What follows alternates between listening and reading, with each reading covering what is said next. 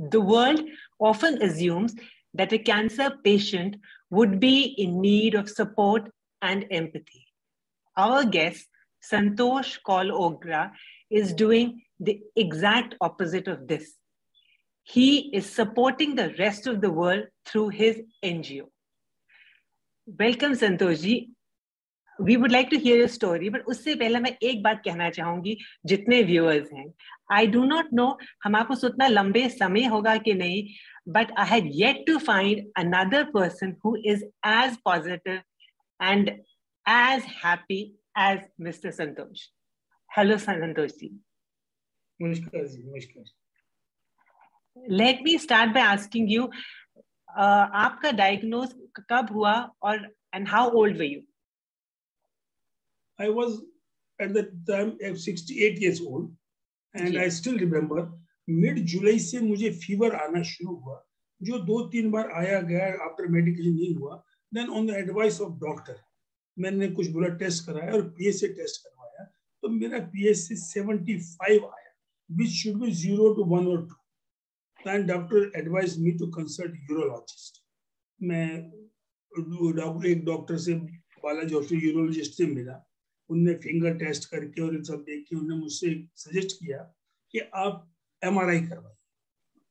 तो मैंने पूछा उससे कि MRI में है क्या, तो उसने कहा I doubt it is a cancer. I still remember it was 20th August 1922 when for the first time I saw cancer word is attached with me now, and I was at that time at 68 years. Santoshi, it is not easy to deal with the cancer diagnosis, चाहे जो मर्जी इंसान की as हो, but especially at the age of 68, जब आपको पता चला that, as you said, कि the cancer शब्द आपके नाम के साथ जुड़ गया, how did you cope with it? Definitely, as usual सबको होता है, मुझे भी बड़ी परेशानी हुई, घबराहट हुई. ये तब भी मेरे दिमाग में था शायद ये नहीं होगा, ये इज assumption है, it may not be. जब MRI कराया, MRI रिपोर्ट आई, उसमें भी डॉक्टर ने यही लिखा. MRI जो रिपोर्ट देते हैं वो तो बोलते नहीं, रिपोर्ट पकड़ा देते हैं, जो समझ में आया तो सब जो हाँ इसमें पॉजिटिव दिख रहा है. Then I consulted some other doctor, तो उनने भी देखा, टेस्ट किया, उन्होंने कहा जी it is 100% कैंसर. तो मैंने कहा जी if it is cancer तो start treatment. Then first time I came to know cancer का ट्रीटमेंट immediately start नहीं होता. उन्होंने कहा जी ऐसे कैंसर का ट्रीटमेंट स्टार्ट नहीं होगा, आपकी बायोप्सी होगी, उसके रिजल्ट के बेस पे कैंसर ट्रीटमेंट होता है, और बायोप्सी से पहले आपको बोन स्कैनिंग और चेस्ट एक्सरे करना पड़ेगा. तब तक भी मैं ये सोच रहा था शायद कुछ निकलेगा नॉर्मल सा, तब तक मैं इसको डरा हुआ था, लेकिन नॉर्मल निकलेगा. जब bone scanning is always affected और फिर बायोप्सी हुई, एंड इट वाज 31 अगस्त 2020 जब बायोप्सी रिपोर्ट आई, और उसमें दिखाया गया it was in the last stage, जिसे ग्लिसरीन स्कोर 10/10, जिसे कहते हैं बिल्कुल लास्ट स्टेज में था. तब जरूर मेरे एक बार दिमाग घूमा और डर लगा कि ये क्या हो सकता है. तो जो यूरोलॉजिस्ट था उससे मैंने बात की, उन्होंने कहा जी आप किसी ऑन्कोलॉजिस्ट से मिलो.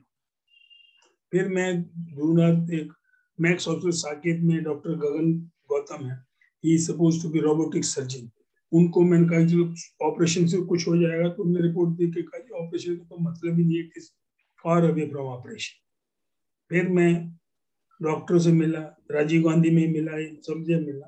Ultimately I landed in Gurgaon Fortis hospital, doctor VK Raina. उनने रिपोर्ट देख के उन्होंने कहा जी yes it is very serious condition, let us start from hormonal therapy. तो उन्होंने मुझे डीग्लस इंजेक्शन एवरेट्रॉन टैबलेट थी, तो उस पर रखा. 2-3 महीने देखा हमने, जो 75 PSA था ये घटते घटते 2 पे आ गया. हमने सोचा चलो समस्या खत्म हुई, and now things will move. तो उन्होंने कहा जब आप ये करते रहो, ये गोली खाते रहो, लगाते रहो, and get remain tested PSA every month. जनवरी 2021 में PSA फिर बढ़ गया, 2 से बढ़ के 3.5 हो गया. तब उसने डॉक्टर साहब ने कहा नहीं ना, we have to go for chemotherapy. फरवरी 2021 से मेरी कीमोथेरेपी शुरू हुई. सितंबर 2021 में मेरी लास्ट 12th कीमोथेरेपी. कीमोथेरेपी के बाद फिर उन्होंने मुझे हार्मोन थेरेपी कंटिन्यू रखने को कहा, और उन्होंने उसी टाइम कहा कि आपका ट्यूमर बहुत एक्टिव है, you have to keep watch on it, हर महीने चेक करते रहो। तो मैं चेक करता रहा। जनवरी में इट केम टू 0.8, लेकिन फरवरी में चेक किया तो फिर बढ़ना शुरू हो गया। अभी रिसेंटली मैं दोबारा उन डॉक्टर को कंसल्ट किया तो उन्होंने कहा it is very serious matter, कि बहुत जल्दी बढ़ गया है।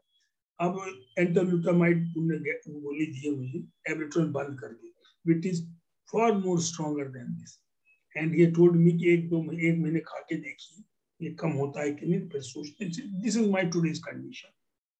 एक बात बताइए संतोष जी, ऐसी कंडीशन में वर्किंग विद एन एनजीओ, एक एनजीओ चलाना, आई मीन लाइक पहले तो बताइए what does your NGO do, और फिर बताइए कि ऐसी हालत में जैसे आप हो, आई मीन आप अब बिल्कुल ठीक हैं और पॉजिटिव हैं, बट फिर भी it is not easy, how do you do it? वो कौन सी थॉट है जो विच मेक्स यू टिक? बिल्कुल आपने सही पूछा कि वो कौन सी थॉट है। जब मैं परेशान हुआ, घबराया, जैसे हर कोई होता है, फिर मुझे एक दिन आया विचार में कि मैं परेशान हूँ, घबराऊं, कुछ भी करूं, मेरे हाथ में सिर्फ ट्रीटमेंट करना है, नथिंग मोर देन दैट, जो मैं कर रहा हूँ, which is best from my knowledge, उससे ज्यादा मैं कुछ नहीं कर सकता। Then why should I think seriously on it? जब मैं कुछ कर ही नहीं सकता तो why should I think seriously on it? तब से मैंने इस चीज को बिल्कुल सीरियस लेना बंद कर दिया। Honestly I am under treatment as per doctor's guidance, पूरा फॉलो कर रहा हूँ। अदरवाइज मैं बिल्कुल सीरियस इसलिए नहीं ले रहा कि मैं कुछ कर नहीं सकता, why I should waste today's day. तो मैं अपने आप को एनजीओ में लगा के एक कंस्ट्रक्टिव काम में लगा रहा था, ताकि मेरी वजह से किसी आदमी को खुशियां मिले। That is my aim. और जो आपने कहा what is thought, thought simple ये है कि किसी को भी, भगवान न करे किसी को, अगर किसी को हो जाए, उसको एक चीज याद रखना चाहिए कि इलाज कराने से ज्यादा वो कुछ नहीं कर सकता, और इलाज कर रहे हैं, तो why should we give again serious thought for that? We should not remember जो हम इलाज कर रहे हैं खत्म। अपने आप को किसी कंस्ट्रक्टिव काम में लगाओ, you will feel, will enjoy life. That I am doing. तो ये एनजीओ जो आप चलाते हैं, ये क्या करती है आपकी एनजीओ? आप क्या करते हो? मैडम मैं जब सर्विस करता था तब से मुझे दिमाग में था कि आफ्टर माय रिटायरमेंट मुझे कुछ, I have to return something society, कुछ सोसाइटी करना चाहिए। तो अभी क्या करना चाहिए, आई वाज इन सर्विस में, तो क्या कर, देखते देखते मैंने देखा कई बुजुर्ग लोग जो रिटायर्ड थे वो बड़े डिस्टर्ब रहते थे, फ्रस्ट्रेटेड, लड़ाई झगड़ा, चिड़चिड़ापन, घरों में बाहर, ये होता था। तो मुझे कुछ इस प्रॉब्लम ने अट्रैक्ट किया कि ये क्या होता है। इसको जानने के लिए मैंने कम से कम 1,500-2,000 सीनियर से बात की कि क्या रीजन।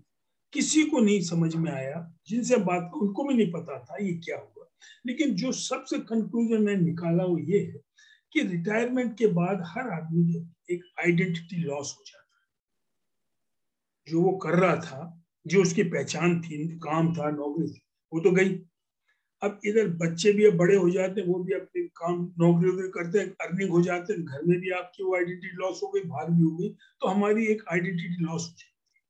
और मुझे कोई ऐसा प्लेटफॉर्म नहीं दिखा जिसमें ये बताया जाता हो सीनियर सिटीजन को कि रिटायरमेंट के बाद लाइफ के थॉट्स क्या रखने चाहिए, क्या करना चाहिए। इस सब प्रॉब्लम को अपनी तरफ से जो कुछ कर सकता हूँ उस प्रॉब्लम में, वो करने के लिए हमने एनजीओ बनाया।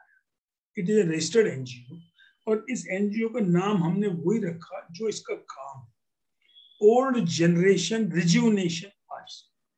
ओल्ड जनरेशन को रिज्यूनेट करते हैं, इट इज OGRA, हम ओल्ड जनरेशन रिज्यूनेट करते हैं। मैं इस सबको बताना चाहता हूं कि आपकी जो रिटायर हो गए, आप जो फ्रस्ट्रेटेड है, चिड़चिड़े हैं, उसका रीजन ये है कि आपकी आइडेंटिटी लॉस हो गई। आज जब आपको रिटायरमेंट 2 साल बाद कोई पूछता आप क्या करते हो जी, कुछ नहीं करते, मैं जी वहां नौकरी करता था। आज आपकी 70 साल 75 साल बाद आप क्या करते हो जी, वो आपको 15 साल पहले वहां नौकरी करता था। आज क्या करते हो, कुछ नहीं। This is the root cause, हमारी आइडेंटिटी खत्म हो और जिससे हम फ्रस्ट्रेटेड हो।